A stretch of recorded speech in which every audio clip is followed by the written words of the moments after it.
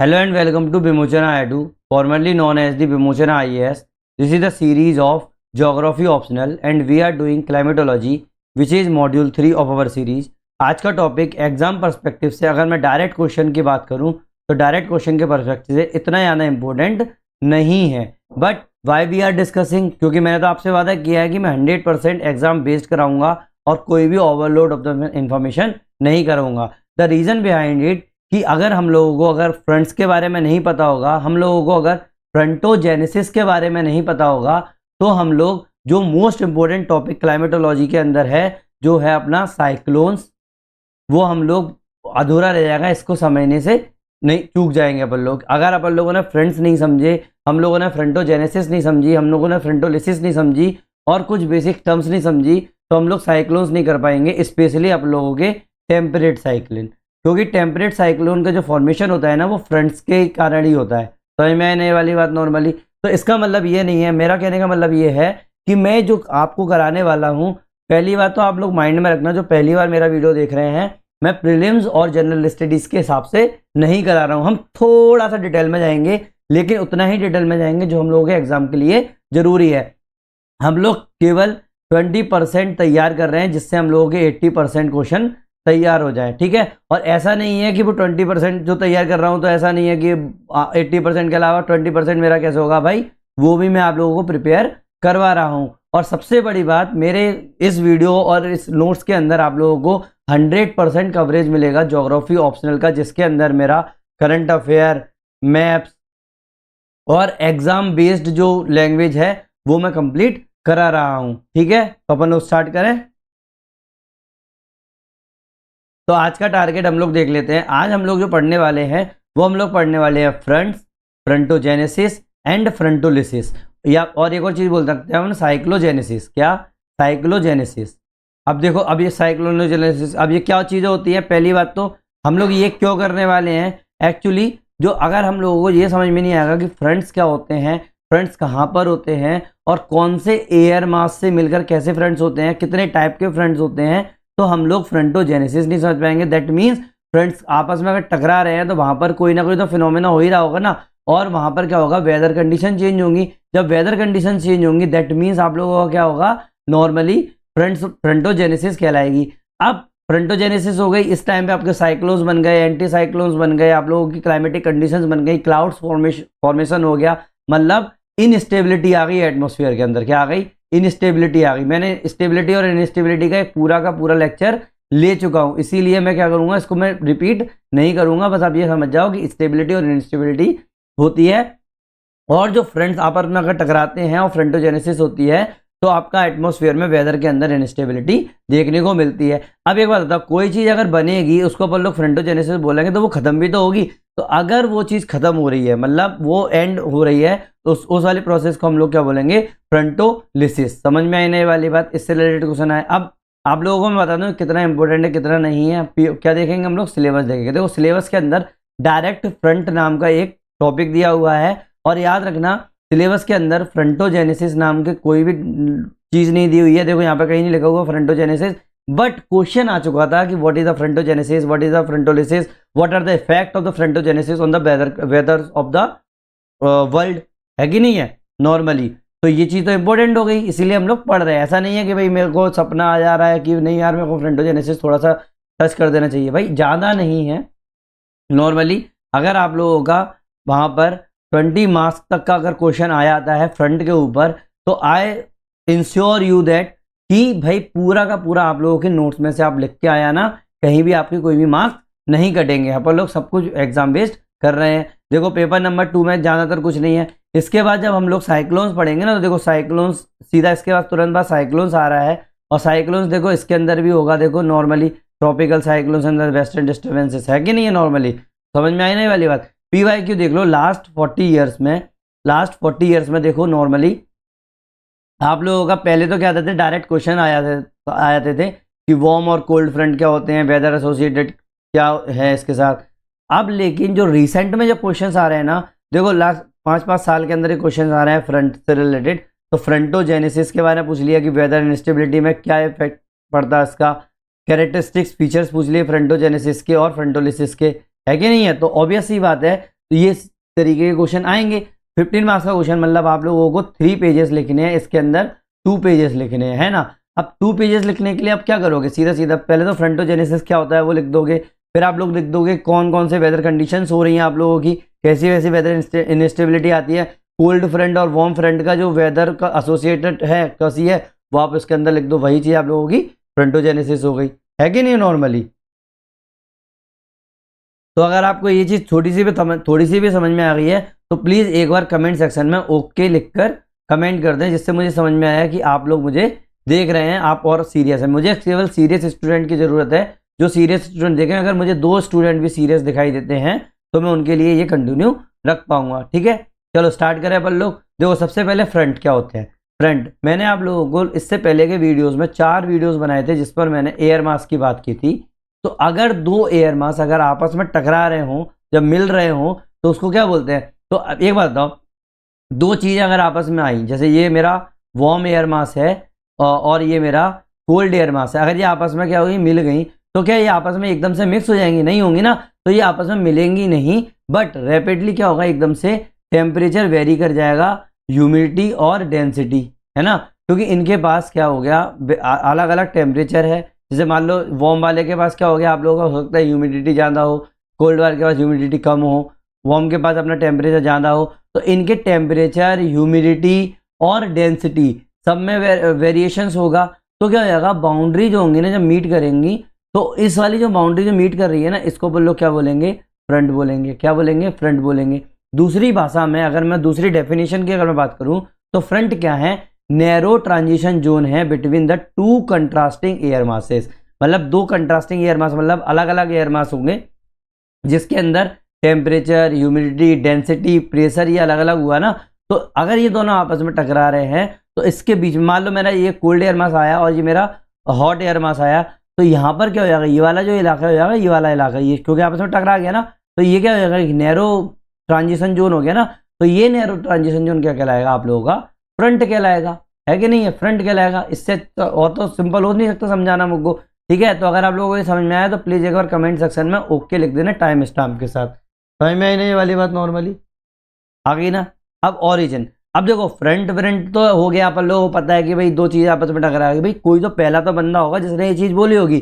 तो भाई world war 1 के टाइम पर जैसे सडन चेंजेस यूरोप में आए ना वेदर के अंदर, वर्ल्ड वॉर 1 चल रहा था, यूरोप में क्या हुआ, एकदम से सडन चेंजेस आ रहे थे किसके, वेदर के। तो क्या किया, विल्हम विजगनेस ने स्टडी की 1919 में।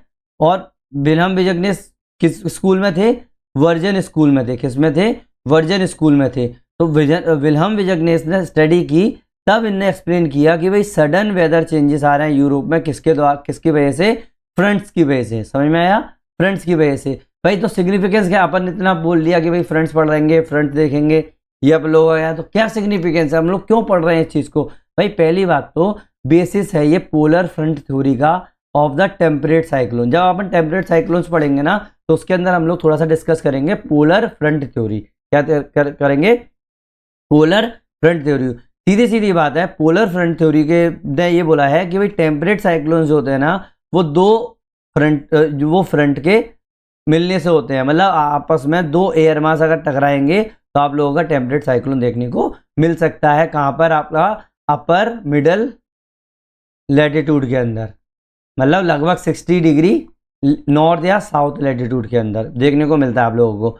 ये क्या होता है, सेकंड चीज is crucial in the global circulation. भाई ग्लोबल सर्कुलेशन में बहुत ज़्यादा जरूरी है। एग्जाम्पल के तौर पर रॉसबी वेव्स मैंने बताया था और जेट स्ट्रीम्स मैंने बताया था पहले ही। Explain much of mid latitude, कहाँ पर होता है, ज़्यादातर मिडिल लैटिट्यूड में होता है और इंडियन मानसून वेदर के अंदर, है कि नहीं है नॉर्मली। ये क्या करता है आप लोगों का एक्सप्लेन करता है कि मिड लैटिट्यूड के अंदर कैसी वेदर कंडीशंस आ रही हैं, इंडियन मानसून वेदर कैसी है कि नहीं, ये वाली चीज़ आपको सिग्निफाइज हो जाएगी। तो अब अगर मैं सीधी सीधी बात करूं कि कितने टाइप के हमारे पास फ्रंट्स होते हैं और क्या कैरेक्टरिस्टिक होती है, तो एक एक से देख लेंगे। भाई एग्जाम में पूछ चुके हैं डायरेक्ट की कोल्ड फ्रंट की वेदर कंडीशंस क्या होती हैं, कैरेक्टरिस्टिक्स क्या होती हैं, तो अपन तीनों की और देख लो, डिस्कस कर लो। ज़्यादा नहीं करेंगे, आधे आधे पेज का नोट्स बनाओ, बहुत है, उससे ज़्यादा करने की ज़रूरत नहीं है। तो पहली बात तो आप लोग समझो कि फ्रंट्स कौन कौन कितने टाइप के होते हैं। भाई मोटे मोटे फ्रंट्स जो होते हैं हम लोगों के 4 टाइप्स के होते हैं, एक कोल्ड फ्रंट, एक वार्म फ्रंट, एक अक्यूलेटेड फ्रंट, एक अपना स्टेशनरी फ्रंट। ठीक है, नॉर्मली आप बातों से समझ में, आपको भाषा से समझ में आ रहा होगा, इसके जो टर्म्स हैं इससे समझ में आ रहा होगा। कोल्ड फ्रंट, जहां पर आप लोगों का कोल्ड फ्रंट जो है वार्म फ्रंट को रिप्लेस कर दे, और जो वार्म फ्रंट जहां पर आप लोगों का वार्म फ्रंट जो है वो कोल्ड फ्रंट के ऊपर आ जाए, उसको अपन वार्म फ्रंट बोलते हैं। Oh sorry, I am sorry for that, मेरा थोड़ा मिसकम्युनिकेशन हो गया। मैं ये बोलना चाह रहा था, कोल्ड फ्रंट किसको बोलेंगे, जब कोल्ड एयर मास जो है वो आप लोगों के वार्म एयर मास को रिप्लेस कर दें, है कि नहीं है। वार्म फ्रंट किसको बोलेंगे, जो आप लोगों के वार्म एयर मास जो है वो आप लोगों के कोल्ड एयर मास के ऊपर आ जाए, है कि नहीं है।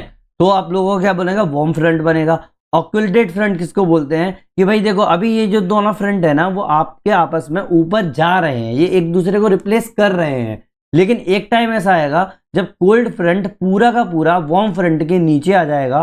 ठीक है, जब कोल्ड फ्रंट पूरा का पूरा वार्म फ्रंट के नीचे आ जाएगा और मेरा जो वार्म फ्रंट है ना वो उसका सरफेस से कोई भी लेना देना नहीं रहेगा। दैट मीन्स वो क्या करेगा, वो ऊपर हवा में उठ जाएगा, उसके नीचे क्या आएगा, मेरा कोल्ड एयर मास आ जाएगा, कोल्ड एयर मास आ जाएगा, है कि नहीं है। कोल्ड एयर मास आ जाएगा तो वार्म एयर मास जो है ना वो ऊपर उठ गया। अगर मैं बोलने में मिस्टेक हो रही है तो आप मुझे माफ करना है इस चीज में, ठीक है। मैं एयर मास बोलना चाह रहा हूँ, उतनी देर से मेरे मुंह से बार बार फ्रंट निकल रहा है, ठीक है। आई एम सॉरी फॉर दैट, भाई मान लेना चाहिए माफी एक बार की अगर गलत बोल रहे हो तो, ठीक है। वार्म एयर मास जो हो गया वो ऊपर उठ गया ये चीज को, तो इसको अपन लोग क्या बोलेंगे, ऑक्यूलेटेड फ्रंट बोलते हैं। और इसके बाद हम लोगों का क्या होता है, फ्रंटोलिसिस हो जाता है। क्या हो जाता है, फ्रंटोलिसिस हो जाता है। दैट मीन्स हम लोगों का फ्रंट बनना बंद हो जाते हैं। स्टेशनरी फ्रंट क्या होते हैं भाई, इसमें आप लोगों के फ्रंट बनते ही नहीं है। अगर आपके, I mean to say that, आप लोगों के जो फ्रंट होंगे ना वो एक दूसरे को रिप्लेस ही नहीं करेंगे। क्या होगा, दो फ्रंट आपस में टकराएंगे जरूर, लेकिन उनमें कोई भी चेंजेस नहीं आएंगे। तो बीच में फ्रंट हो गया, मतलब यहाँ पर ज्यादातर चेंजेस नहीं आएंगे, उसको अपन लोग क्या बोलेंगे, स्टेशनरी फ्रंट बोलेंगे। अब एक एक से अपन लोग देखते जाते हैं, सीधी सीधी बात है, जो किताबी लैंग्वेज है और डायरेक्ट अपना एग्जाम के अंदर लिखना है वही चीज देख लो। पहली बात कोल्ड फ्रंट, देखो पहली बात स्टीप मैंने बोला है। स्लोप के बारे में अगर मैं बात करूं, देखो फ्रंट्स जो होते हैं ना आपस में जब टकराएंगे ना, एक बात दिमाग में रखना, ये चीज मैं और बता दूं, जब फ्रंट्स आपस में टकराएंगे तो मुझे ये बताओ कि नॉर्मली अगर दो चीजें आपस में टकराती हैं तो वो कैसे टकराती हैं भाई। ये मेरा कोल्ड फ्रंट आ रहा है, ये मेरा कोल्ड फ्रंट है, ये मेरा क्या है, वार्म फ्रंट है मान लो, ठीक है। Oh sorry cold, I am sorry for that, बार बार एक ही गलती हो रही है। ये मेरा कोल्ड एयर मास है, ये वार्म एयर मास है, ठीक है। ये कोल्ड एयर मास है, ये वार्म एयर मास है। अब ये अगर आपस में टकराएंगे तो क्या ये चीज सीधी सीधी इस तरीके से डायरेक्ट वॉल की तरह बनाएगी चीज है, या फिर आपस में एक स्लोप टाइप का बनाएंगी। ये दिमाग में रखना है ना कि आपस में अगर टकराएंगी चीज है, आप लोग देखना गर्म पानी और ठंडे पानी को मिला के देखना, वो दिखाई नहीं देगा, कलर डाल के देखना, नॉर्मली वो इस तरीके से वॉल के तरीके से तो नहीं बनेगी। इसका मतलब वो एक स्लोप बनेगा। दैट मीन्स आप लोगों का जैसे कोल्ड एयर मास अगर ये आया, तो अगर ये मेरा वार्म एयर मास के नीचे जाएगा, दैट मीन्स ये क्या हो जाएगा मेरा, ये मेरा क्या हो जाएगा, नॉर्मली ये वाली चीज इस तरीके से बनेगी। मैं एक मिनट आपको दिखाता हूं, नॉर्मली क्या होगा, इस तरीके से बनेगी, है कि नहीं। वार्म एयर मास, cold air mass warm air मास के नीचे जाती जाएगी इस तरीके से। दैट मीन्स मेरा क्या हो जाएगा, स्लोप क्रिएट होगा यहाँ पे, मतलब एक वॉल नहीं बनेगी डायरेक्टली इस तरीके से, स्ट्रेट नहीं होगा, एक स्लोप बनेगा। और याद रखना, अगर मेरा स्लोप 45 डिग्री एंगल से जाना होता है, क्या 45 डिग्री एंगल से अगर जाना होता है तो मेरे फ्रंट्स नहीं बनते हैं। याद रखना, अगर मेरा दो एयर मास के बीच में स्लोप एंगल 45 डिग्री से जाना होता है तो मेरे क्या नहीं बनते हैं, फ्रंट्स देखने को नहीं मिलते हैं। याद रखना, हमेशा जो मेरा स्लोप होगा वो 45 डिग्री से कम ही होगा। समझ में आने वाली बात नॉर्मली। नाउ अब देखो कोल्ड फ्रंट की अगर मैं बात करूं, wait, I am sorry for the technical difficulties. Cold front की अगर मैं बात करूं तो यहां पर हम लोगों को स्लोप स्टीप देखने को मिलता है, लगभग 1:50 का। 1:50 का हम लोगों को क्या देखने को मिलता है, स्लोप देखने को मिलता है। दैट मीन्स मेरा जो कोल्ड वाला जो है, मान लो मेरा ये कोल्ड फ्रंट है, ठीक है, ये इस तरीके से स्टीप स्लोप हो गया, ये मेरा वार्म फ्रंट हो गया। क्या हो गया? वार्म कोल्ड एयर, ये कोल्ड फ्रंट है, ये मेरा वार्म एयर मास हो गया, ये मेरा कोल्ड एयर हो गई। यहां पर मैं भी आपको डायग्राम बताऊंगा आगे चल के, ठीक है। तो ये क्या हो जाएगा, थोड़ा सा स्टीप हो जाएगा, मतलब 1:50 का मेरा क्या मिलेगा, स्लोप देखने को यहां पर मिलेगा, ठीक है। मैकेनिज्म देखो, जब कोल्ड एयर मास इंक्रोच कर देती है एरिया को, किसके एरिया को, वार्म एयर मास के एरिया को, तो उसको क्या बोलते हैं अपन लोग, कोल्ड फ्रंट बोलते हैं। समझ में आया ना? उसको क्या बोलेंगे, कोल्ड फ्रंट बोलेंगे। अब एग्जाम में डायरेक्ट एग्जाम में कैसे बना के आओगे भाई, ये कोल्ड एयर, जो वार्म एयर मास है, ये कोल्ड एयर मास है। अब क्या हो गया, ये इस तरीके से, यहाँ पे पहले वो था, दूसरी स्टेप क्या होगी, दो स्टेप बना के आओगे कि ये वाला जो है ना कोल्ड एयर जो है ना, वो आप लोगों की वार्म में चली गई इस तरीके से नॉर्मली। अब जो मेरा वार्म था, अब ये पहले इतना था, अब मेरा वार्म एयर मास को इसने क्या कर दिया, इंक्रोच कर लिया, ये कोल्ड एयर मास आ गया यहाँ पर, है कि नहीं? नॉर्मली आई ना बात समझ में?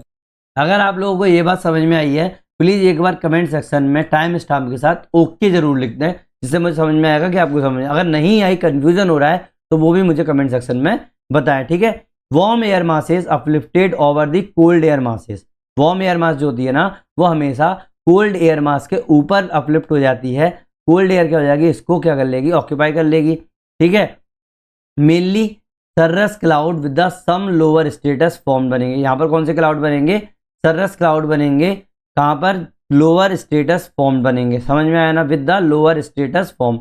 Dense cold air pushes under the warm air. क्या होगा, जो डेंस कोल्ड एयर होगी ना, वो पुश होगी किधर, अंडर दी वार्म एयर। अब वार्म एयर आपको पता है वो डेंस नहीं होती है थोड़ी सी, ठीक है, डेंसिटी थोड़ी सी कम होती है, तो अब क्या होगा, वायलेंट अपलिफ्ट होगा, है कि नहीं है? तो ये मैकेनिज्म है भाई आप लोगों की। बस कोल्ड एयर जो होगी ना, वो सीधी घुस जाती है वार्म एयर के अंदर, तो वार्म एयर जो होगी वो ऊपर उठ जाएगी, और मेरी कोल्ड एयर जो होगी वो इंक्रोच कर लेगी उसके एरिया को।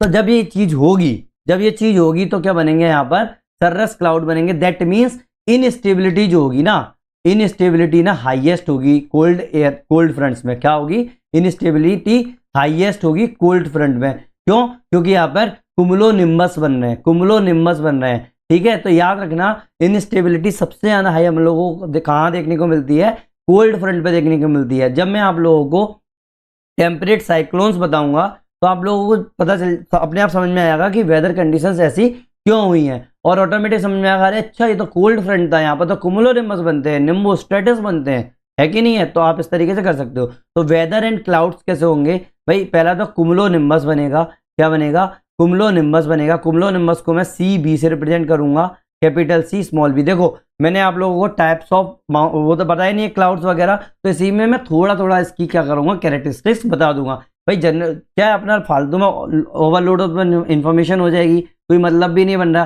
भाई। प्रीलिम्स के टाइम पे अगर आपको करना है, तो आप इसमें से थोड़ा सा देख लेना कि क्या चीज़ है क्या नहीं है।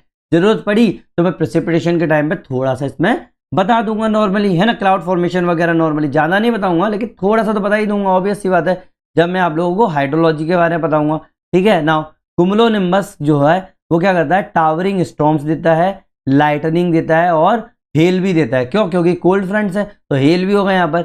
निम्बो स्टेटस में क्या मिलेगा आप लोगों को, डार्क सीट्स मिलेंगी। निम्बो स्टेटस में डार्क सीट्स मिलते हैं और हैवी रेनफॉल होता है। That means instability is the highest in the cold front. समझ में आया ना ये वाली बात? ये याद रखना, ये चीज जो आपके कीवर्ड्स हो गए, कुमुलोनिम्बस और निम्बो स्टेटस। और आपको याद पता ही होगा कि साइक्लोन्स और एंटी साइक्लोन्स देखने को मिलते हैं। फीचर्स क्या हो जाएगी भाई, बहुत इंटेंस होता है, शॉर्ट लिव्ड रेनफॉल होता है। क्यों? क्योंकि कोल्ड फ्रंट जब मेरे कोल्ड फ्रंट जब बनेगा, जब मेरा कोल्ड एयर वार्म एयर को ऊपर उठाएगी, तो उस टाइम पे एकदम से जितने भी उसके अंदर ह्यूमिडिटी होगी वो हो जाएगी। नेक्स्ट इज गस्टी विंड्स होंगी, शार्प टेम्परेचर फॉल होगा। क्यों होगा शार्प टेम्परेचर फॉल? क्यों भाई, इसने क्या कर दिया, इंक्रोच कर लिया ना वार्म एयर को कोल्ड वाले ने, है कि नहीं? समझ में आई ना ये वाली बात नॉर्मली? तो एग्जाम्पल देख लो भाई, देखो यूएसए में, जब यूएसए में स्प्रिंग स्टॉर्म्स आई थी ना, तो टोर्नाडो एली आया था, तो उसका आप एग्जाम्पल ले सकते हो, ठीक है। वेस्टर्न डिस्टर्बेंसेज जो हो रहे हैं ना इंडिया के अंदर, अब जो वेस्टर्न डिस्टर्बेंसेज क्या होते हैं भाई, हम लोगों के विंटर टाइम पर मानसून जिस तरीके से आती है ना, अपन लोगों में सर्दी दे रही है, पानी दे रही है, ये चीज़ विंटर टाइम की बात आ गई। अब जब मैं मानसून पढ़ाऊंगा ना, तो उस टाइम पे इंडिया के पर्सपेक्टिव में ये चीज़ करा दूंगा। तो अभी तो बस आप ये चीज़ लिख लो कि वेस्टर्न डिस्टर्बेंसेज हो रही है इंडिया में, विंटर रेन आ रही है पंजाब और यूपी में, इसकी वजह से, वेस्टर्न डिस्टर्बेंस की वजह से, ठीक है। कोल्ड फ्रंट आ गया समझ में। आप इस तरीके से आप डायग्राम बनाकर आ सकते हो। भाई ग्राउंड है, कोल्ड एयर है, ये कोल्ड एयर जा रही है, ये फ्रंट बन गया कोल्ड फ्रंट, ये वार्म एयर जा रही है, ठीक है, नॉर्मली। अब देखो मैंने इसको आधा बनाया था, इसका नेक्स्ट स्टेप जो होगी वो होगी, ये मेरा ग्राउंड है ये अभी भी, ठीक है। अब ये जो मेरा इस तरीके से स्टीप था, ये क्या हो जाएगा, और जाना ऐसे इसको ऑक्यूपाई कर लेगा इस तरीके से। अभी भी वार्म एयर जो है ना, अभी भी वार्म एयर जो है ना, वो अभी भी अपने ग्राउंड से लगी हुई है, बस उसका एरिया को क्या कर लिया इसने, ऑक्यूपाई कर लिया। किसने, कोल्ड एयर ने, है कि नहीं है, कोल्ड एयर ने ऑक्यूपाई कर लिया। क्यों, दोनों टकरा गए ना, तो ये बन गया मेरा कोल्ड फ्रंट बन गया। तो वार्म एयर ये जा रही है मेरी, वार्म एयर, है कि नहीं, वार्म एयर ये जा रही है। समझ में आया ना। तो कोल्ड फ्रंट आप आराम से इस तरीके से डायग्राम बनाकर आ सकते हो। Next is warm front. क्या, वार्म फ्रंट। तो क्या हो जाएगा, इसके अंदर स्लोप मेरा हो जाना वो थोड़ा सा जेंटल देखने को आप लोगों को मिलेगा, लगभग 1:200 का स्लोप होगा। अगर आप लोगों को ये लिख के आना तो लिख के आना, नहीं तो मत लिख के आना, मुझे लिख देना slope is gentle in the warm front, ठीक है। मैकेनिज्म देख लो, अगर वार्म एयर मास इंक्रोच कर ले area of the cold air mass को, और कॉन्ट्रैक्ट जोन जो कॉन्ट्रैक्ट जोन को, उसको हम लोग क्या बोलेंगे, वार्म फ्रंट बोलेंगे। अब इसका मतलब ये नहीं है कि इसने क्या किया, इंक्रोच कर लिया तो मेरा नीचे की तरफ वाले में वार्म फ्रंट आ गया, नहीं। इंक्रोच का मतलब हो गया वो ऊपर, अपना ऊपर क्या होता है, ज्यादातर अपन लोगों का कोल्ड एयर मासेस होती हैं, है कि नहीं है। अपन लोगों के ऊपर जो होती है वो कोल्ड एयर मास होती हैं, और नीचे अगर मेरी वार्म एयर मास हुई, जब वो ऊपर की तरफ उठेगी तो वार्म एयर क्या जाएगी, कोल्ड एयर वाली जगह पे चली जाएगी, तो मेरा कोल्ड एयर तो नीचे ही आ जाएगा, ऑब्वियस सी बात है। तो वार्म एयर जो हो गई जब मेरे ऊपर जाएगी, तो उसने क्या किया, इंक्रोच कर लिया ना कोल्ड वाली जगह को। तो आप ये मत समझना कि अरे नहीं, जैसे मैंने एग्जैक्ट बताया मेरे डायग्राम में सीधा कोल्ड और वो लिख दूं, नहीं नहीं नहीं नहीं, ये क्या हुआ, वार्म एयर जा ही ऊपर रही है ना। तो वार्म एयर जो होगी ना वो ग्लाइड करेगी above the retreating cold air. देखा बिल्कुल, रिट्रीटिंग कोल्ड एयर के ऊपर ग्लाइड कर रही है। दैट मीन्स ये मेरा कोल्ड एयर हो गया, कोल्ड एयर मास हो गया, ठीक है, ये मेरा एयर मास बन गया। अब ये मेरा वार्म एयर बन गया, वार्म एयर मास। अब इसने क्या किया, इसने ग्लाइड किया उसके ऊपर, ठीक है। ये क्या बन गई मेरी वार्म फ्रंट, है कि नहीं है। नाउ वेदर सीक्वेंस कैसे होंगे भाई, इसके अंदर क्या होगा भाई, आप लोगों को सर्रस देखने को मिलेगा। सर्रस क्लाउड मतलब कैसा होता है, इसमें फेदरी क्लाउड होता है, आइस क्रिस्टल्स होते हैं इसके अंदर। सर्रस क्लाउड के अंदर फेदरी क्लाउड होता है, मतलब बिल्कुल ऐसे पंख के जैसे दिखाई देता है। आइसी क्रिस्टल देखने को मिलते हैं। सर्रोस्ट्रेटस क्लाउड होंगे, तो मतलब वेल लाइक होंगे। हालो अराउंड द सन होगा, मतलब सन के अराउंड आप लोगों को हालो दिखाई देंगे ये चीज़। अल्ट्रोस्टेटस मतलब ग्रे सीट होगी और डिफ्यूज लाइट होगा। निम्बो स्टेटस मतलब कंटिन्यूअस वाइड स्प्रेड रेन होगी। मतलब बहुत पहले क्या था, कोल्ड के अंदर मेरा क्या था, मेरी जो रेनफॉल जो हो रहा था वो बहुत ही ज़्यादा इंटेंस था, बट कम टाइम के लिए था। दैट मीन्स इनस्टेबिलिटी बहुत ज़्यादा हाई थी। लेकिन वार्म फ्रंट के अंदर instability as compare to the cold front थोड़ी सी कम रहेगी। हाँ, आप लोगों को रेन तो देखने को मिलेंगी, लेकिन बहुत ज़्यादा हाई नहीं, बट वाइड स्प्रेड देखने को मिलेगी, मतलब बहुत ज़्यादा इलाके में देखने को मिलेगी। रीजन बिहाइंड इट कि ये यहाँ पर आप लोगों को क्या बन रहा है, जेंटल स्लोप बन रहा है। क्या बन रहा है, जेंटल स्लोप बन रहा है। समझ में आया ना ये वाली बात। नॉर्मली अगर समझ में आई तो प्लीज़ एक बार कमेंट सेक्शन में ओके लिख के मुझे बता दें। प्रोलॉन्ग्ड स्टडी रेनफॉल, क्या, prolong study rainfall, layered clouds and gradual warming. क्या, प्रोलॉन्ग्ड स्टडी रेनफॉल होता है, लेयर्ड क्लाउड होते हैं और ग्रेजुअल वार्मिंग होती है। भाई धीरे धीरे से वार्मिंग स्टार्ट होती है। क्यों, क्योंकि भाई आप लोगों की जो वार्म एयर मास है उसने कोल्ड एयर मास को इंक्रोच किया है ना। दैट मीन्स वहां पर क्या आएगी, थोड़ी सी गर्मी इंक्रीज होगी। कोल्ड एयर मास में उल्टा होता है भाई, सर्दी इंक्रीज होगी, क्योंकि कोल्ड एयर मास ने आप लोगों का वो गिर लिया, है कि नहीं है, कोल्ड ने। एग्जाम्पल, फ्रंटल रेनफॉल होता है यूके में और नॉर्थ ईस्ट यूएसए में स्नो स्टॉर्म्स आते हैं जब वार्म गल्फ एयर ओवरराइड करते हैं पोलर एयर को। समझ में आने वाली बात। ये वाली केस स्टडी जरूर लिख के आना, क्योंकि नॉर्मली लोगों को कंफ्यूजन होता है कि भाई आप लोगों का जो वार्म फ्रंट के कारण क्या होता है, गर्मी बढ़ती है। लेकिन देखो नॉर्थ ईस्ट यूएसए के अंदर स्नो स्टॉर्म्स आ रही है ना। क्यों, क्योंकि वार्म फ्रंट्स हैं।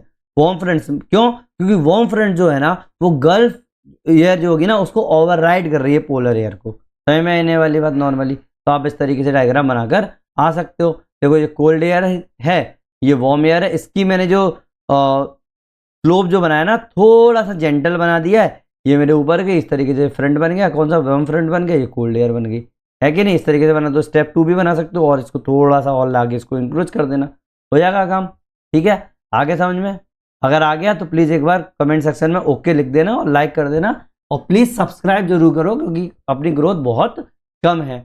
ऑकल्टेड फ्रंट, ऑकल्टेड फ्रंट का मतलब मैंने क्या बताया था, ये पहली बात तो ये कोल्ड फ्रंट जो होता है ना, कोल्ड फ्रंट जो होता है ना, मैंने क्या बताया था, कोल्ड फ्रंट जो है वो आप लोगों के वार्म फ्रंट को ऊपर उठाता है। वो कोल्ड एयर मास जो है वो आप लोगों के वार्म एयर मास को ऊपर उठाता है।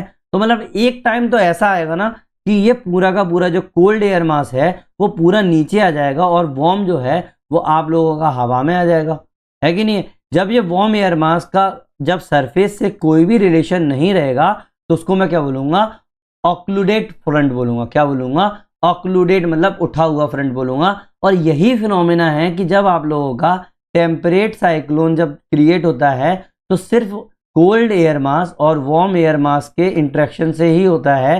तो मतलब कोल्ड फ्रंट और वार्म फ्रंट से ही होता है। अगर वो एक बार ऑक्लूडेट कंडीशन में आ जाएगा दैट मीन्स मेरा जो साइक्लोन होगा वो खत्म हो जाएगा, मतलब फ्रंटोलिसिस हो जाएगी उसकी। समझ में आने वाली बात है ना। तो मतलब अब इसका स्लोप कैसा होगा, देखो भाई ऑब्वियस सी बात है, जब आप लोगों का कोल्ड फ्रंट जो है स्टीप है और वार्म फ्रंट जो है थोड़ा सा जेंटल है, तो ये तो बीच का ही होगा ना, तो बहुत कॉम्प्लेक्स स्लोप बनेगा आप लोगों का।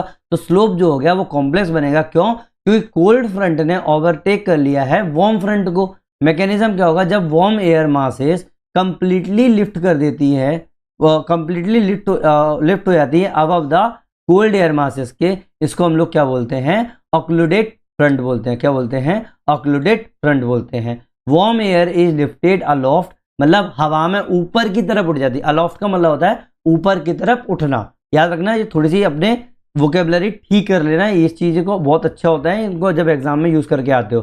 तो warm air mass is lifted aloft, no direct surface contact, कोई भी डायरेक्ट सरफेस से कॉन्टैक्ट नहीं होता। तो ऑब्वियस ही आता है यहाँ पर वेदर कैसी होगी, देखो यहाँ पर तो दोनों फ्रंट का काम चल रहा है, ऊपर से उठा भी लिया, तो मतलब बहुत ज़्यादा रेनफॉल जो होगा अपन लोगों को देखने को मिलेगा। तो हैवी रेनफॉल मिल गया और मिक्स्ड क्लाउड देखने को मिलेंगे, क्यों? क्योंकि भाई ऊपर उठ गया ना, है ना।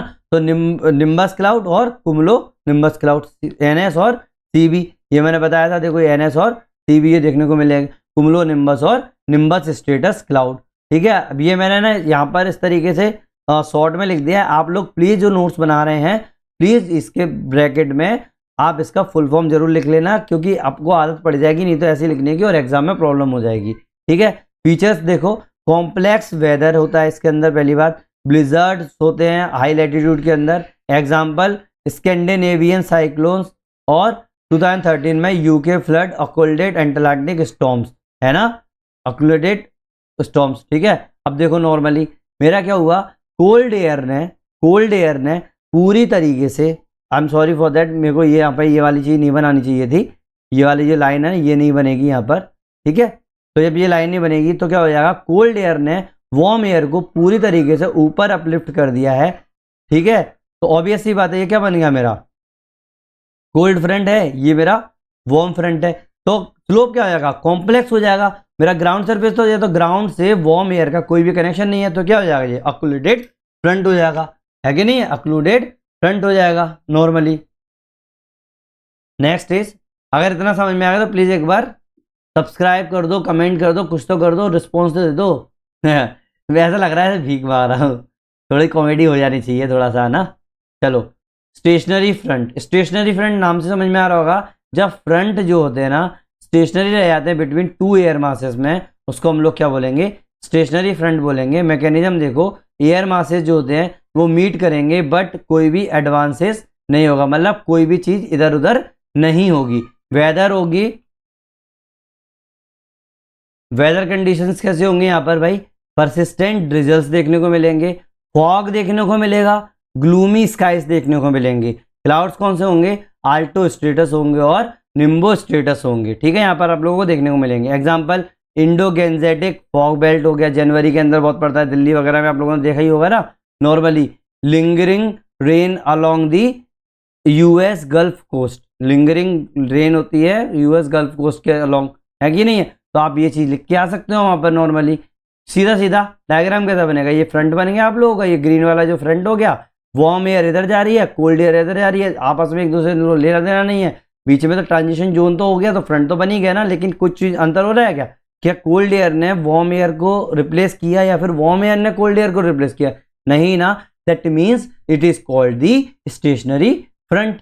नाउ ठीक है, आ गया समझ में, ये डिफरेंट टाइप के फ्रंट थे। तो ये तो छोटा छोटा मैंने आपको इंट्रोडक्शन दे दिया, एग्जाम में क्वेश्चन आएगा ना तो इसी से आपका मैक्सिमम क्वेश्चन सॉल्व हो सकते थे अगर अपना 2015 तक के क्वेश्चंस होते तो। लेकिन अब क्या कर दिया उन लोगों ने, थोड़ा सा इन लोगों ने क्या कर दिया, लेवल इंक्रीज कर दिया, तो उसमें क्या कर दिया उन लोगों ने, फ्रंटोजेनेसिस के बारे में, फ्रंटोलिसिस के बारे में थोड़ा सा पूछ लिया, तो वो भी अपन थोड़ा सा कर लेते हैं कि नहीं है।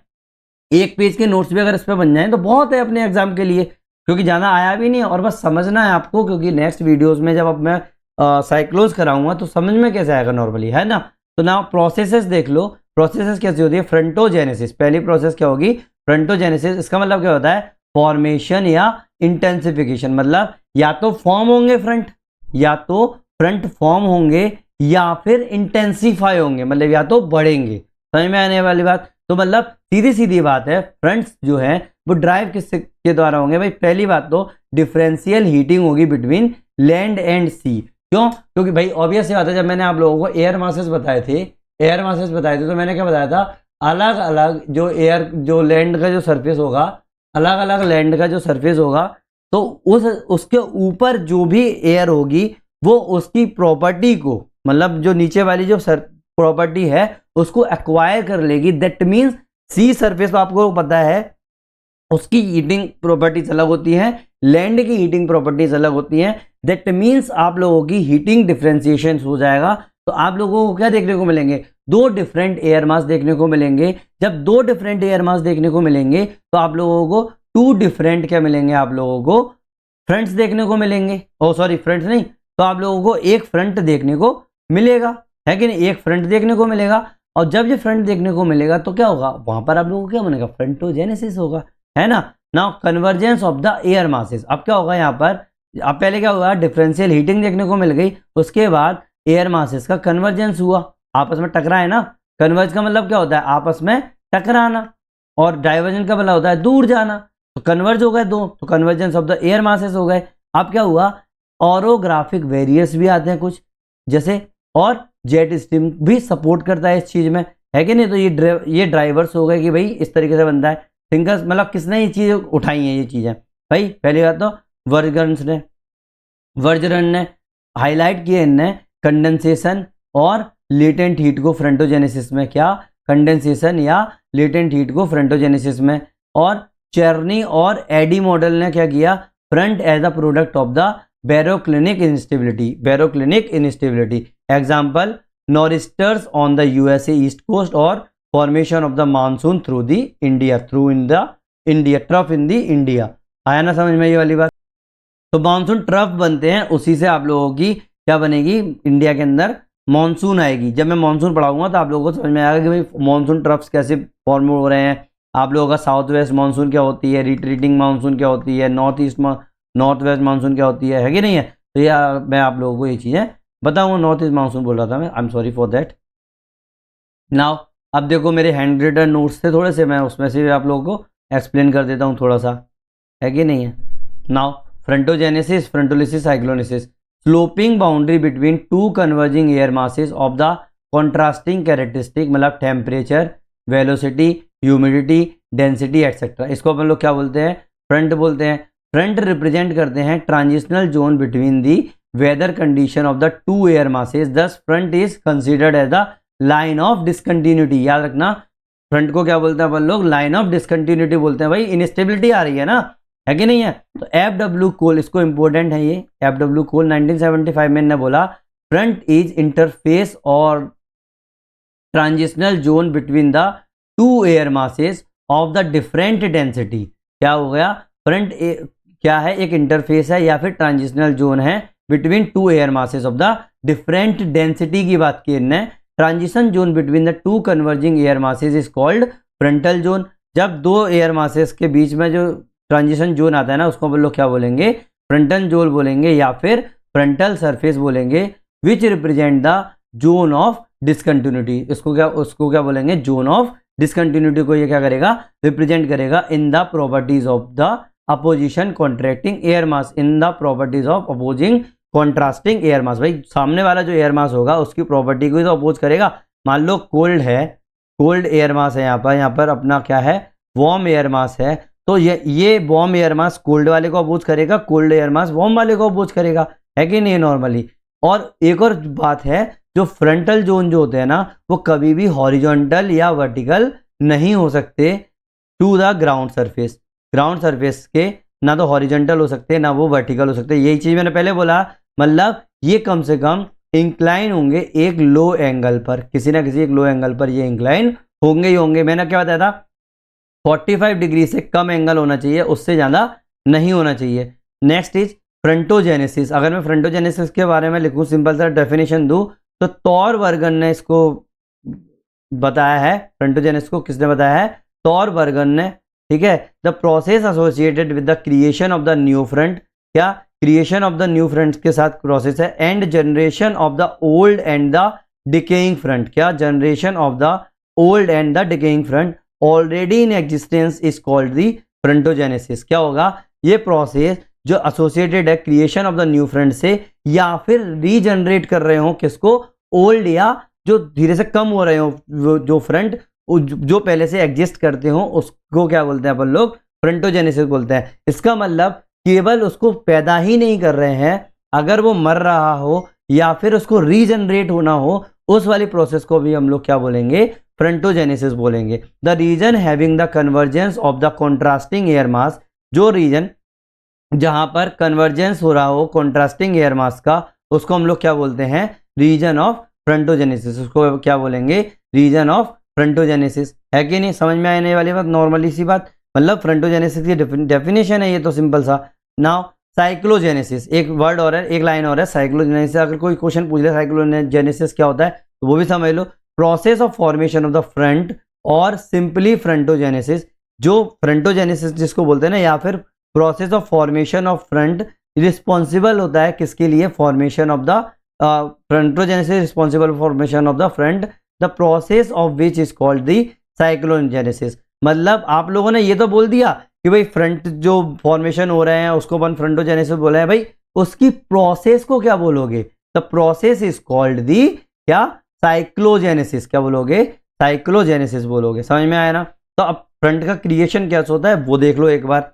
भाई जो फ्रंट जो होते हैं ना, वो डिपेंड करते हैं angle between the axis of outflow and the isotherm. मतलब आउटफ्लो और आइसोथर्म के एंगल पर ये क्या करते हैं, डिपेंड करते हैं फ्रंट। देखो यहाँ पर मैंने बनाया है, ये मेरी क्या बनी हुई है, ये जो डॉटेड लाइन जो आपको दिख रही है ना, ये क्या है, मेरा आइसोथर्म है। याद रखना, ये जो मेरी डॉटेड लाइन जो दिख रही है ना एक एंगल पे, वो मेरी आइसोथर्म है। और ये क्या है, आउटफ्लो है। ये कॉल जो होता है ना, वो अपना लगभग नियरली जीरो बोल सकते हैं, नियरली जीरो प्रेशर वाली चीज होती है। मतलब यहाँ पर आप लोगों का प्रेशर जो होगा ना, वो बिल्कुल भी नहीं होगा, मतलब बहुत कम होगा। तो यहाँ पर प्रेशर बिल्कुल नहीं होगा, मतलब बैलेंस आउट हो रहा होगा यहाँ पर। इसको अपन लोग क्या बोलते हैं, कॉल बोलते हैं। इस वाले एरिया को क्या बोलेंगे, कॉल एरिया बोलेंगे। समझ में आने वाली बात। नॉर्मली मैं आपको और समझाता हूँ अभी चीज नॉर्मली। अब देखो एक मिनट, थोड़ा सा टेक्निकल ग्लिचेस के कारण ही हो रहा है, ठीक है। अब देखो यहाँ पर मुझे 4 पॉइंट्स देखने को मिल रहे हैं, ए बी सी और डी, ठीक है, ए बी सी और डी। अब देख रहे होगे आप, ए से और बी से इनफ्लो हो रहा है। क्या हो रहा है, इनफ्लो हो रहा है। और यहां से इधर इनफ्लो हो रहा है। और जो मेरा टूवर्ड्स द डी और सी है ना, ए और बी में से क्या हो रहा है, इनफ्लो हो रहा है। और किधर की तरफ जा रहा है, किधर की तरफ, सी और डी की तरफ। तो अब एक बात बताओ, यहां पर मेरा क्या है, कोई प्रेशर डिफरेंसेस ही नहीं है कि नहीं। मैं ये नहीं बोला कि कम प्रेशर ज्यादा प्रेशर, नहीं, यहाँ पर प्रेशर डिफरेंस जो होगा वो बहुत कम होगा। तो इसका मतलब मेरी जो एयर अगर मेरी यहाँ से जा रही है, इनफ्लो अगर यहाँ से हो रहा है एयर का, ठीक है, तो क्या वो मेरी कॉल की तरफ जाएगी, नहीं जाएगी ना। वो क्या होगी, वो इधर मुड़ जाएगी। तो और क्यों मुड़ी, क्योंकि यहाँ पर मेरे क्या है, आइसोथर्म्स है। तो आइसोथर्म का एंगल से ये मेरा मुड़ गया इस तरीके से, है कि नहीं है, ये मुड़ गया तो ये मेरा क्या हो जाएगा, आउटफ्लो हो जाएगा। तो किधर की तरफ होगा, ए से डी की तरफ आउटफ्लो होगा, बी से डी की तरफ होगा, बी से सी की तरफ आउटफ्लो होगा और ए से सी की तरफ आउटफ्लो होगा। समझ में आई ना ये वाली बात नॉर्मली, है ना, समझ में आ गई ना। Now between the axis outflow and isotherm, front do not form when the angle exceed 45 degree. Front कभी भी नहीं फॉर्म होंगे जब मेरा एंगल 45 डिग्री से ज़्यादा हो जाएगा। समझ में आना ये वाली बात, मतलब अगर एंगल मेरा इन दोनों के बीच में, ये देखो इन दोनों के बीच में अगर 45 डिग्री से ज़्यादा हुआ तो यहाँ पर फ्रंट नहीं बनेंगे, 45 डिग्री से कम ही होना चाहिए, है कि नहीं है, आइसोथर्म और उसके बीच में। Now steepness and the intensity depend on the temperature gradient. भाई ऑब्वियस से बताया, अपन लोगों ने जब टेम्परेचर ग्रेडियंट के बारे में स्टार्टिंग में पढ़े थे तो मैंने ये तो बताया था कि स्टीपनेस और इंटेंसिटी किस पे डिपेंड करेगी, टेम्परेचर ग्रेडियंट पर करेगी। क्यों, क्योंकि आप लोगों का आइसोबार्स भी किस पे डिपेंड कर रहा है, टेम्परेचर ग्रेडियंट के ऊपर डिपेंड कर रहा है कि नहीं है। तो आइसोबार्स जो है, आइसोबार अगर जितने ज़्यादा होंगे उतनी ज़्यादा स्टीपनेस होगी। अब वो इनडायरेक्टली अपन लोगों ने इसमें बोल दिया कि भाई टेम्परेचर ग्रेडियंट के ऊपर हो रहा है, क्योंकि टेम्परेचर ग्रेडियंट अगर हुआ तो आइसोबार्स बनेंगे, आइसोबार में इंटेंसिटी चेंज होगी, तो इसका मतलब स्टीपनेस और इंटेंसिटी चेंज हो गई।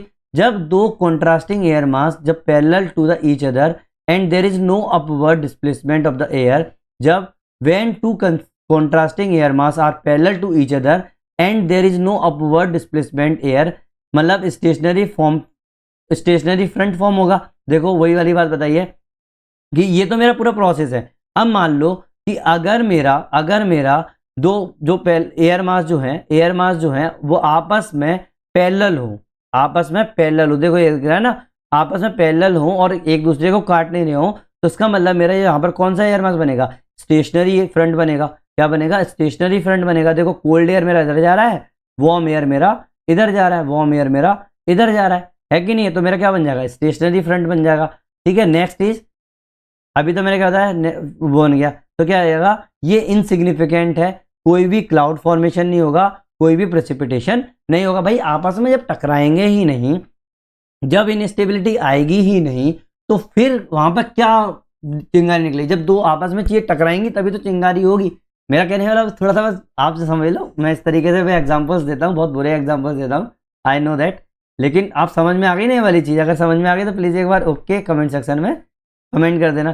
To contrasting and the converging air masses are generally separated by the sloping boundary. दो अलग अलग जो एयर मास होते हैं ना, या फिर contrasting and converging air masses क्या होते हैं, जनरली सेपरेट किए जाते हैं किसके द्वारा, स्लोपिंग बाउंड्री के द्वारा, due to the defective force. क्यों, कोरियोलिस फोर्स आ गया।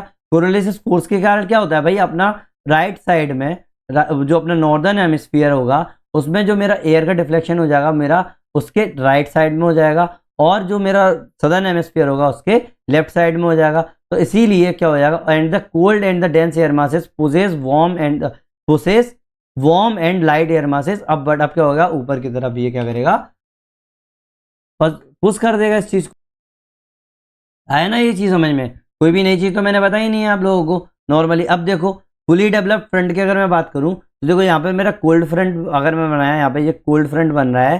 कैसे कोल्ड फ्रंट बनेगा, कोल्ड एयर आई, वार्म एयर ये है, कोल्ड एयर ने वार्म एयर की जगह को, मैंने दोनों में एक ही चीज में बता दिया है, कोल्ड एयर ने वार्म एयर की जगह को क्या कर लिया, ऑक्यूपाई कर लिया, क्योंकि ये नीचे की तरफ आ गया, है कि नहीं है। तो इसका मतलब इधर क्या बन जाएगा, मेरा कोल्ड फ्रंट बन जाएगा। अब इधर देखो इस साइड, क्योंकि यहाँ से कोल्ड एयर हट गई तो यहाँ पर मेरा क्या आएगा, यहाँ पर मेरी वार्म एयर आ गई, यहाँ पर वार्म एयर आ गई है।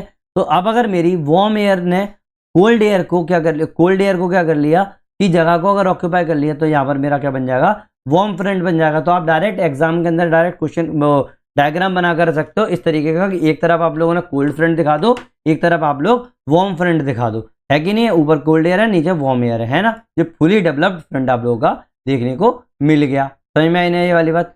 सेकेंड इज फ्रंटोलिसिस, क्या बोलेंगे, फ्रंटोलिसिस। इसके बाद में अभी फ्रंटोजेनेसिस और बताऊंगा, बस आप छोटा सा ये डेफिनेशन और देख लो फ्रंटोलिसिस क्या होता है, वो आगे अपन इसको अपन कंटिन्यू करेंगे। नाउ ये किससे होता है, मिक्सिंग ऑफ एयर मासेस, जब एयर मास पूरा मिक्स होने लगता है तो आप लोगों का फ्रंटोलिसिस होता है। डाइवर्जेंट अलॉफ्ट होता है, मतलब डाइवर्जेंस जो होगा ना वो ऊपर की तरफ उठ जाएगा, है ना।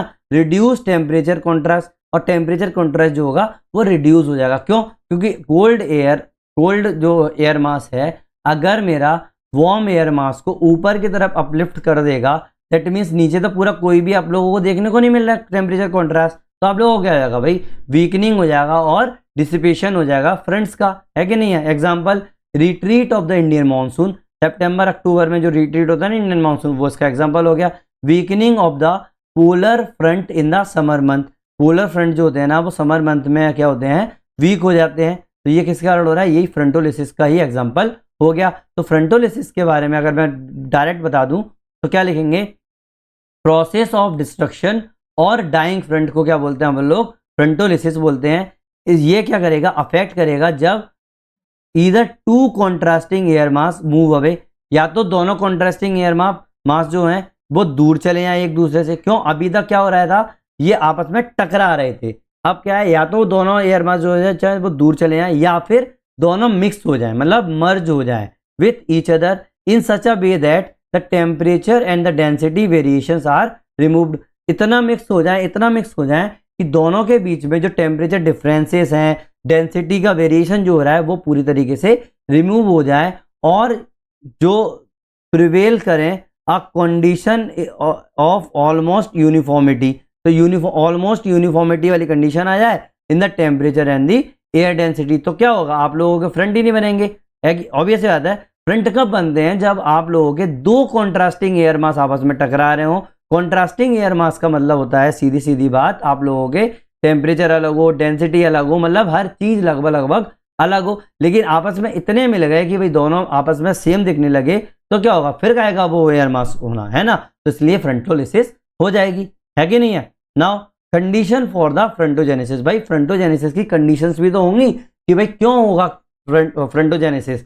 तो पहला क्या होगा, पहली कंडीशन क्या है, टेम्परेचर डिफरेंसेस। पहली कंडीशन क्या है, टेम्परेचर डिफरेंसेस। क्या होगा, एक एयर मास, चाहे वो एग्जांपल के तौर पे cold, dry, dense air mass ले लो, दूसरा air mass, another air mass warm, moist और लाइट ले लो, तो क्या हो जाएगा, इक्वेटर, मान लो at a equator no front is formed. क्या होता है, फ्रंट जो अपना दो एयर मास मिलेंगे तो टेम्परेचर डिफरेंसेस आ गया। याद रखना, इक्वेटर के ऊपर कोई भी एयर मास फॉर्म नहीं होता, क्यों, क्योंकि वहां पर यूनिफॉर्म टेम्परेचर कंडीशन होती है of the two air masses. मतलब जो ट्रेड विंड्स आपस, आप सोच रहे होगे अरे ट्रेड विंड आपस में टकराएंगे तो कुछ होगा, भाई ट्रेड विंड चाहे तुम्हारा नॉर्दर्न हेमिस्फीयर हो चाहे वो आपका सदर्न हेमिस्फीयर हो, दोनों में आप लोगों का टेम्परेचर भी लगभग सेम होगा, आप लोगों की डेंसिटी भी लगभग सेम होगी, आप लोगों का एयर कंटेंट भी उसके अंदर बहुत ज़्यादा सेम होगा। तो क्या होगा, तो क्या फ्रंट बनेंगे, नहीं बनेंगे ना, तो इसीलिए इक्वेटर पे कोई भी फ्रंट देखने को नहीं मिलता है, ठीक है। Opposite direction of the air mass, और दूसरी बात, जो एयर मास की डायरेक्शन जो होनी चाहिए ना वो अपोजिट होनी चाहिए। जब दो थर्मली कॉन्ट्रास्टिंग एयर मास जो मिलते हैं फेस टू फेस, मतलब कन्वर्ज करते हैं, they try to penetrate into the each other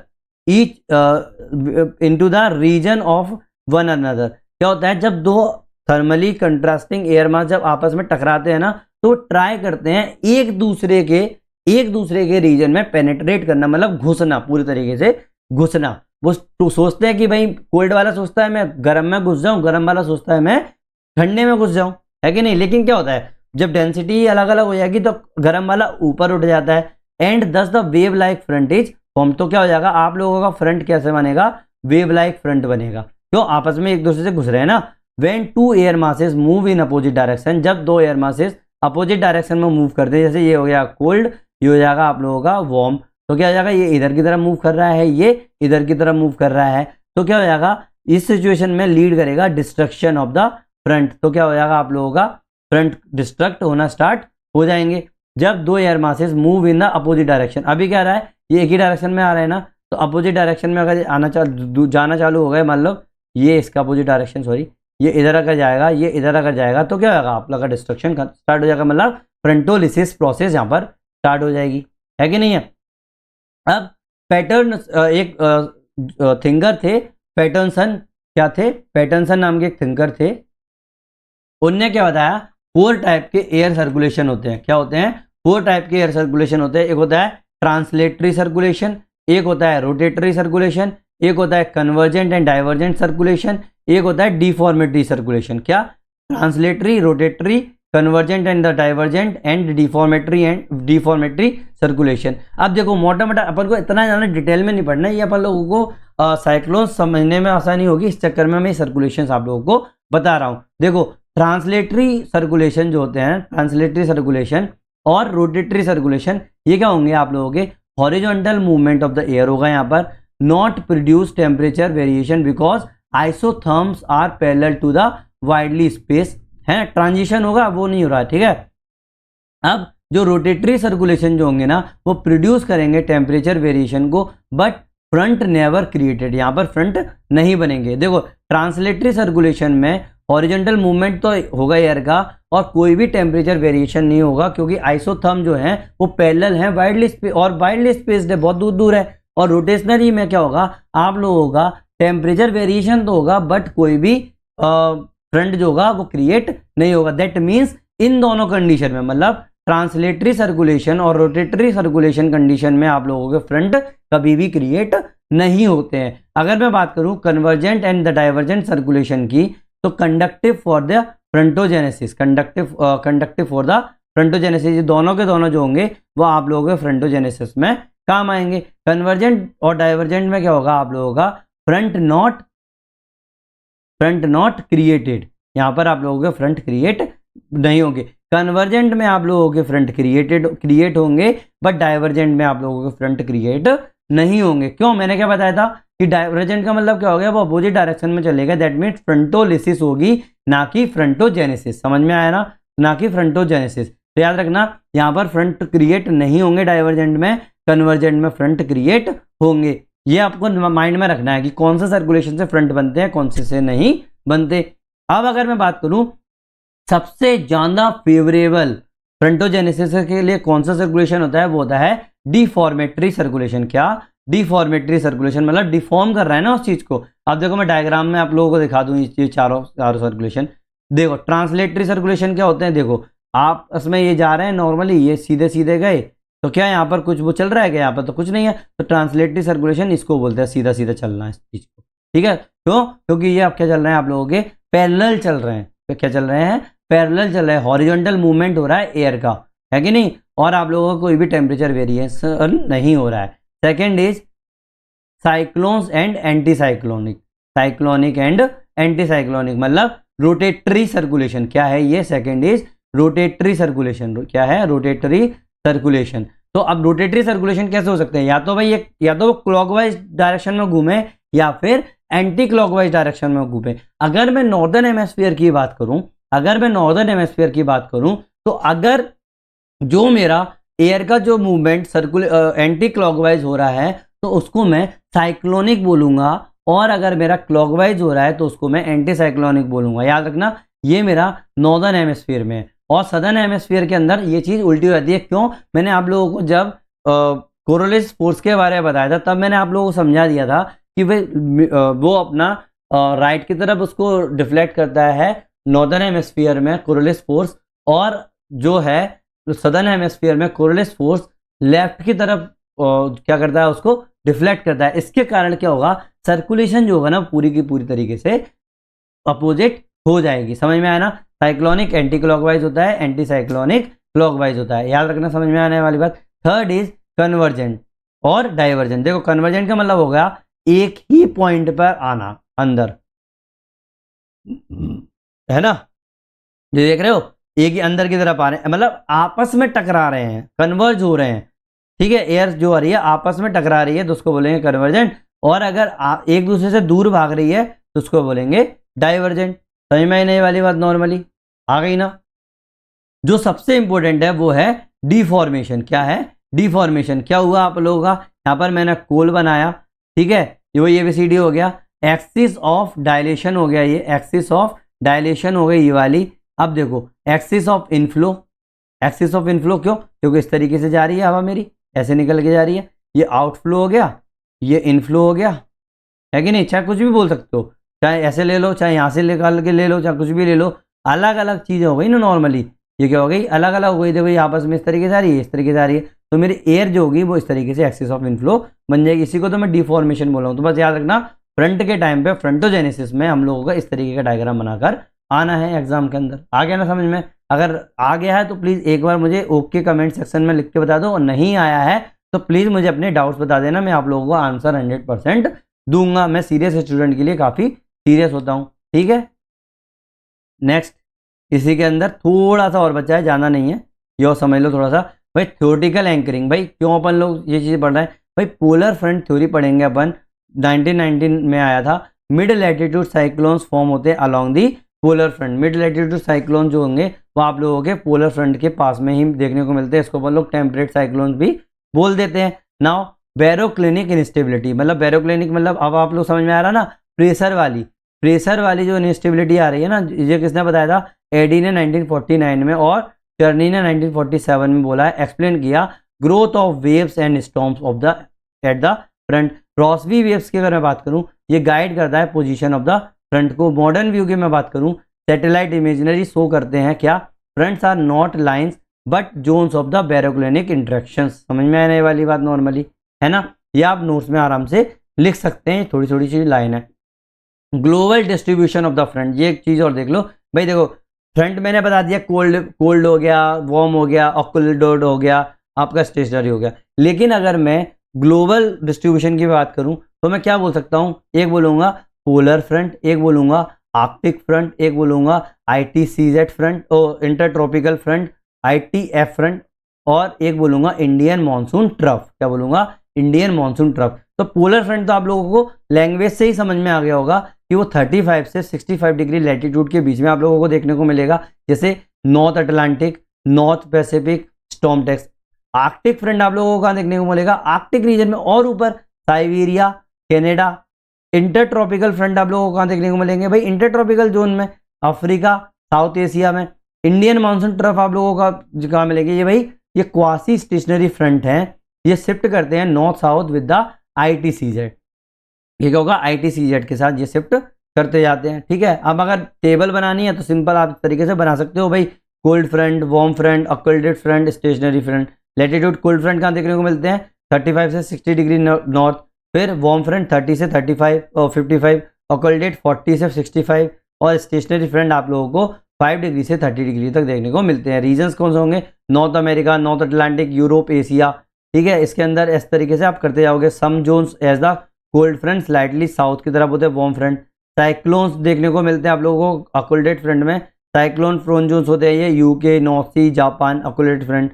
और जो स्टेशनरी फ्रंट होते हैं ना, वो ITCZ, Amazon basin, Congo basin, Bay of Bengal. तो वेदर कैसा होगा भाई कोल्ड फ्रंट में? भाई शार्प टेम्परेचर होगा, शार्प टेम्परेचर ड्रॉप होगा और थंडरस्टॉर्म देखने को मिलेंगे। वार्म फ्रंट के अंदर स्टडी रेन देखने को मिलेगी, लेयर्ड क्लाउड देखने को मिलेंगे। ऑक्लूडेड फ्रंट जो होंगे वो मिक्स्ड प्रेसिपिटेशन होगा और मैच्योर साइक्लोन्स होंगे। स्टेशनरी फ्रंट जो होंगे और फ्रंट जो होंगे वो परसिस्टेंट रेन देखने को मिलेगी और ट्रॉपिकल डिस्टर्बेंसेस देखने को मिलेगा, ठीक है। अब चाहो तो डायग्राम एग्जाम के अंदर सीधा डायग्राम ये बनाया है ना कि नॉर्थ अमेरिका दिखा दो एक तरफ, इधर नॉर्थ अमेरिका होता है, यहाँ यूरोप होता है, यहाँ एशिया होता है, यहाँ पर पैसिफिक ओशन होता है, ठीक है। आप सीधे सीधे क्या करोगे? ये मेरे कोल्ड फ्रंट हो गया, ठीक है, ये कोल्ड फ्रंट से रिप्रेजेंट कर दिया। ये वार्म फ्रंट हो गया, फिर ये ऑक्लूडेड फ्रंट हो गया, ये स्टेशनरी फ्रंट हो गया। अब स्टेशनरी फ्रंट को आप इस तरीके से रिप्रेजेंट कर सकते हो, ये, या फिर सीधा क्या करोगे? हॉरिजॉन्टल लाइन बना सकते हो। वेट, आप सीधा हॉरिजॉन्टल लाइन बना के आ सकते हो, ऐसे है कि नहीं? तो ये आप लोगों को हो गया। बस वही चीज़ है जो मैंने आप लोगों को बताई, आप पॉज करके ये डायग्राम बना लेना, ठीक है। ये हो गया। अब अगर वर्ल्ड में दिखाना है तो ग्लोबल डिस्ट्रीब्यूशन ऐसे दिखा सकते हो। स्टेशनरी फ्रंट यहाँ हो गया, स्टेशनरी, ठीक है, वार्म फ्रंट यहाँ हो गया, कोल्ड फ्रंट यहाँ हो गया, है कि नहीं है नॉर्मली। नाउ एग्जाम्पल्स देख लो, जो अभी अपन एग्जाम्पल लाते हैं। मैंने क्या बोला? 100% एग्जाम बेस्ड कराने वाला हूँ, कुछ नहीं छोड़ेंगे हम लोग। पहला, बॉम्ब साइक्लोन USA में 2022 में आया था। Rapid frontogenesis along the polar front हुआ। यूरोपियन विंटर स्टॉर्म्स आए 23 में। Occluded front caused by the flood. Western disturbances आए इंडिया में। Mini front embedded in the westerlies. Monsoon trough हुआ इंडिया के अंदर। Quasi stationary front controlling rainfall variability. अब homework आपका ये है कि मैंने अभी क्या किया है, यहाँ पर 23 का लास्ट का एग्जाम्पल दिया। आप ट्राई करो 2025 में से अगर आप लोगों को मिल जाए, या फिर जब आप एग्जाम देने जाओगे तो 26 का अच्छा होगा कि धीरे धीरे जैसा होगा तो 26 का आप इसके अंदर एक केस लिख देना। क्रिटिकल अप्रेजल मतलब क्रिटिकली स्ट्रेंथ क्या है भाई, एक्सप्लेन करता है मिड लैटिट्यूड साइक्लोन्स को और रेनफॉल डिस्ट्रीब्यूशन को। लिमिटेशंस क्या है भाई, ओवर एम्फेसाइज कर दिया है पोलर फ्रंट के ऊपर, निगलेक्ट करता है सब ट्रॉपिकल ट्रॉपिकल फ्रंट को। अभी तक अपन लोगों ने जितनी भी बात की हम बस यही बोल रहे हैं भाई कि साइक्लोन्स आएंगे, हम लोगों का जो कोल्ड फ्रंट है वो आप लोगों का वार्म फ्रंट को ऊपर उठा देता है कि नहीं, ज़्यादातर अपन इस चीज़ पे एम्फेसाइज कर रहे हैं। ठीक है, तो ये चीज़ तो ऐसा है नहीं भाई, सब चीज़ें पर करनी चाहिए। ट्रॉपिकल वेदर जो हो गया मतलब monsoon hurricanes only partially explain, भाई फ्रंटोजेनेसिस में पार्सली एक्सप्लेन किया गया है, पूरी तरीके से एक्सप्लेन नहीं है। सैटेलाइट एविडेंसेस ये शो कर रहे हैं इरेगुलर स्ट्रक्चर, अभी तक अपन क्या बोले थे, रेगुलर है तो इरेगुलर स्ट्रक्चर्स है। ठीक है, एग्जाम के लिए आप छोटा सा फ्लो चार्ट बना सकते हो, एयर मासेस कॉन्ट्रास्ट, फ्रंटोजेनेसिस हो रही है, फॉर्मेशन ऑफ द फ्रंट बोलते हैं उसको, साइक्लोजेनेसिस मतलब मिड लैटिट्यूड साइक्लोन डेवलपमेंट होगा, वेदर पैटर्न कैसे होंगे, रेनफॉल होगा, स्टॉर्म्स होगा, फॉग आएगा, फ्रंटोलिसिस क्या होता है भाई, वीकनिंग एंड डिसिपेशन हो जाएगा। आया ना समझ में ये वाली बात, नॉर्मली है कि नहीं है। नाउ आप लोगों का होमवर्क ये है कि आप लोगों को इस टॉपिक के ऊपर डायग्राम्स बनाने हैं, ये दोनों के दोनों में से कोई भी एक क्वेश्चन सॉल्व कर लेना है। ठीक है, जो लोग सॉल्व नहीं कर रहे हैं तो भाई उनका तो मैं कुछ भी नहीं कर सकता, मैं आप लोगों को कितने भी अच्छे नोट्स बना के दे दूं, आप एग्जाम में कभी लिखकर आ ही नहीं पाओगे। याद रखना, आप लोगों को डेली एक क्वेश्चन तो सॉल्व करना ही पड़ेगा, जैसे ही टॉपिक पढ़ो आप एक क्वेश्चन सॉल्व करो। ठीक है, नेक्स्ट वीडियो जो होगा अपन साइक्लोन से स्टार्ट करेंगे, धीरे धीरे चलेगा, 2 से 3 वीडियोस अपन साइक्लोन्स पे लेंगे क्योंकि one of the most important topic है, हर साल कोई ना कोई एक क्वेश्चन आता ही आता है, चाहे आप लोग प्रीलिम्स देख लो, चाहे आप लोग जनरल स्टडीज देख लो, चाहे आप लोग मेंस का जनरल स्टडी देख लो, चाहे आप लोग यही वाला अपना ऑप्शनल का एग्जाम देख लो, तो ये अपना बहुत इंपॉर्टेंट है। लेकिन मैं लेवल कौन सा कराऊंगा, ऑप्शनल कराऊंगा, तो ये आप लोगों को ऑटोमेटिक डाउट्स क्लियर हो ही जाएंगे, तो कोई भी ओवरलोड ऑफ इन्फॉर्मेशन नहीं है, एग्जाम ओरिएंटेड है, अंडरलोड ऑफ द इन्फॉर्मेशन भी नहीं कराऊंगा, जितना जरूरी होगा उतना कराऊंगा। ठीक है, अगर आप लोगों को लगता है कि 1% भी मैंने आप लोगों की हेल्प की है, प्लीज़ शेयर करो, अपने फ्रेंड्स को लाइक करो, सब्सक्राइब करो। आई थिंक पहला ही ये चैनल होगा जो आप लोगों को 100% एग्जाम ओरिएंटेड नोट्स प्रोवाइड करा रहा है फ्री में, और पूरा का पूरा लेक्चर जो है वो फ्री में कंडक्ट करने की बात कर रहा हूँ। ठीक है, अब मैं बात करने की क्यों बोल रहा हूँ भाई, जब तक मुझे आपकी तरफ से कोई रिस्पॉन्स देखने को नहीं मिलेगा तो भाई मैं कैसे इसको कंडक्ट करा पाऊंगा। अगर मुझे डेली भी अगर आप लोग नीचे यही बता दें कमेंट सेक्शन में कि सर हम लोग पढ़ रहे हैं, प्लीज़ ये बंद मत करना, तो आई विल कंटिन्यू इट, है ना। ठीक है, तो मिलते हैं नेक्स्ट वीडियो में, थैंक यू वेरी मच।